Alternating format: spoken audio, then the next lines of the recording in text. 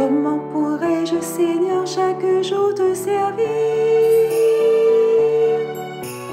Comment pourrais-je ton Église bien soutenir? Voici mes deux mains et voici mon cœur, voici mes talents prêts pour le labeur, pour que me dévore le zèle de ta maison.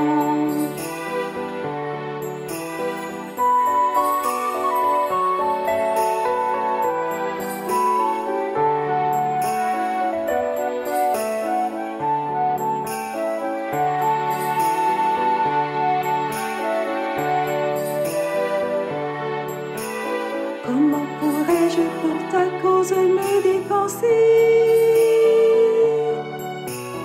Comment pourrais-je avec mes frères me déployer? Voici ma force, voici ma jeunesse, voici ma joie remplie de hardiesse, pour que me dévore le zèle de ta maison, le zèle de ta maison.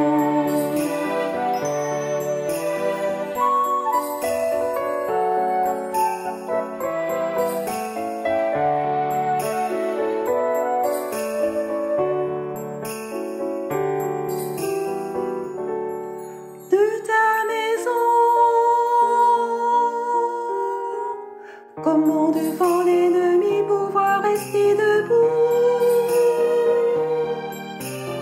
Comment devant les outrages ne pas lâcher tout? Voici mes prières qui montent vers toi. T'invite, Seigneur, encourage-moi, pour que me dévore le zèle de ta maison. Pour que me dévore le zèle de ta maison, de ta maison.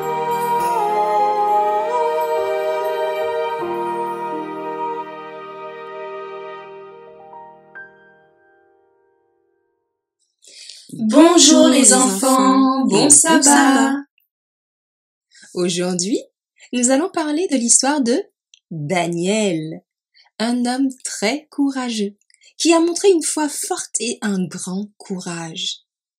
Nous allons voir comment il a fait preuve de courage même quand il a dû faire face à un danger très grand, tout simplement parce qu'il obéissait à Dieu. Le courage de Daniel vient de sa foi en Dieu. C'est dans la Bible, dans Daniel 6, verset 10, que nous lisons. Quand Daniel eut appris que l'édit était signé, il se rendit dans sa maison. Or, dans la chambre haute de sa maison, il y avait des fenêtres ouvertes du côté de Jérusalem.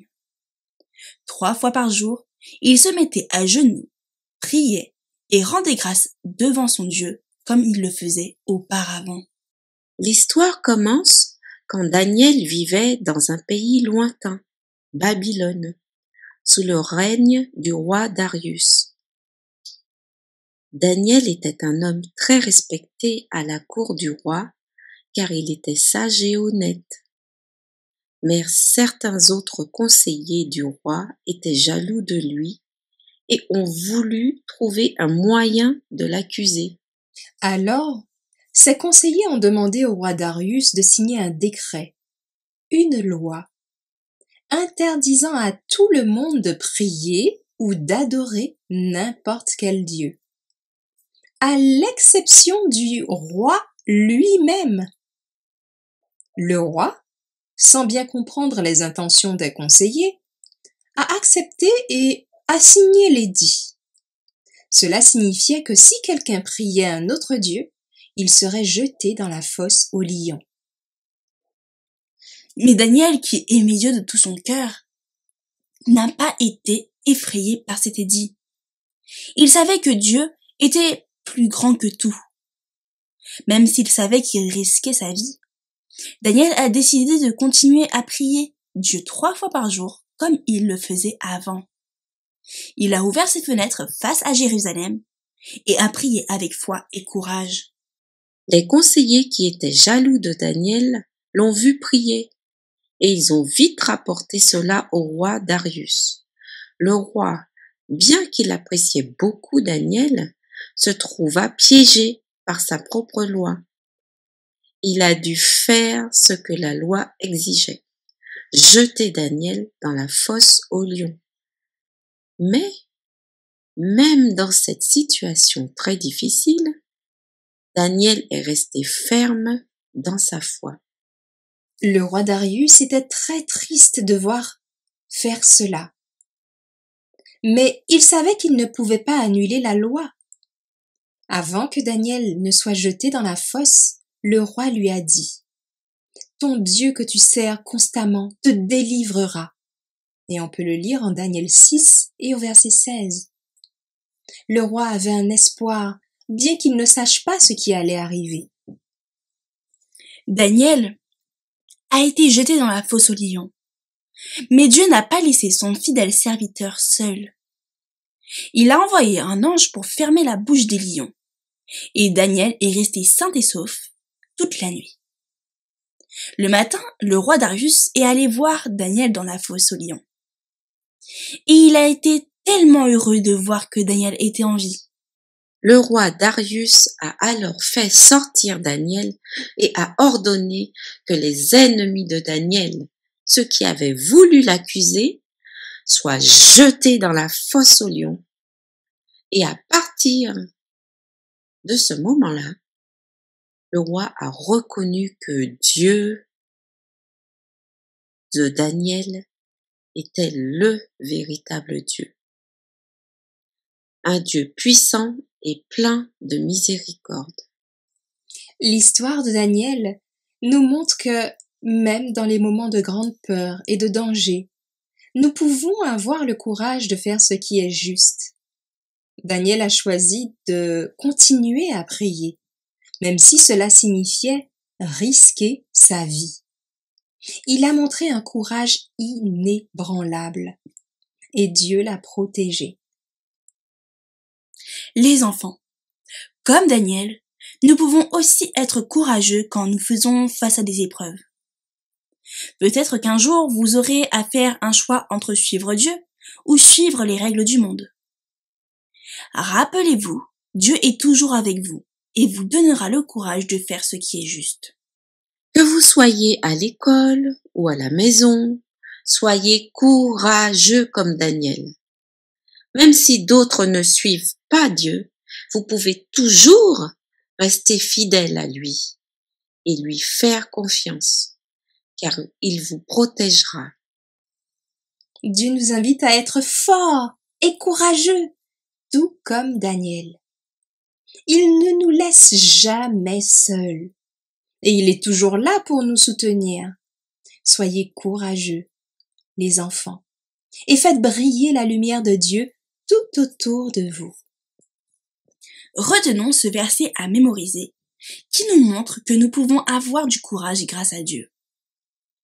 Quand Daniel eut appris que l'édit était signé, il se rendit dans sa maison.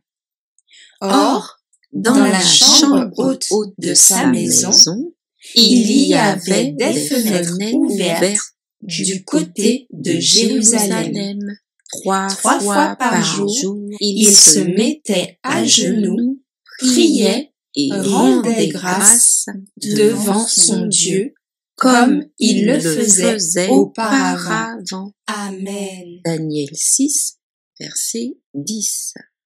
Ce verset nous rappelle que même lorsque tout semble difficile ou que nous devons faire face à des défis, Dieu nous aide à rester fidèles à sa parole.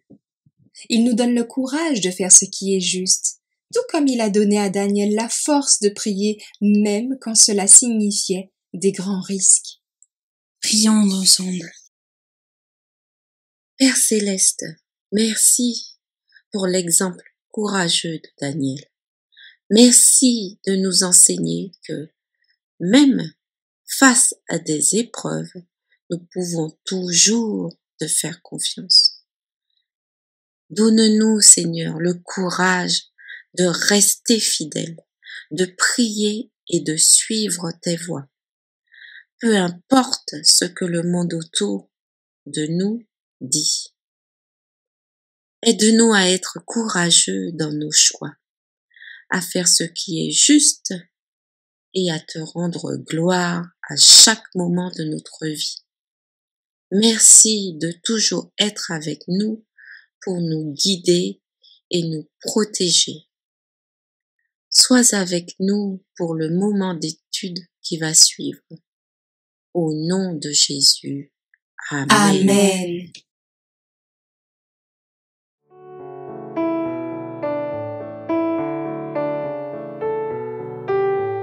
Comment pourrais-je, Seigneur, chaque jour te servir? Comment pourrais-je ton Église bien soutenir? Voici mes deux mains et voici mon cœur, voici mes talents prêts pour le labeur, pour que me dévore le zèle de ta maison.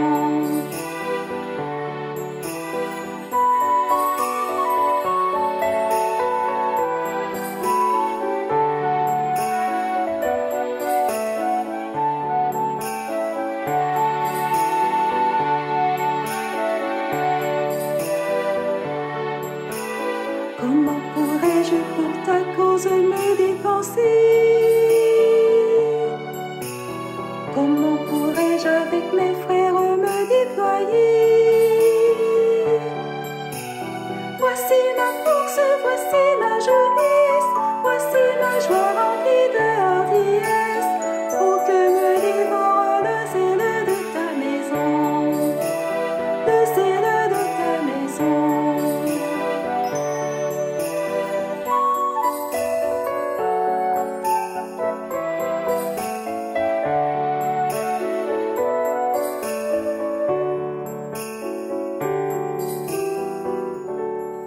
De ta maison,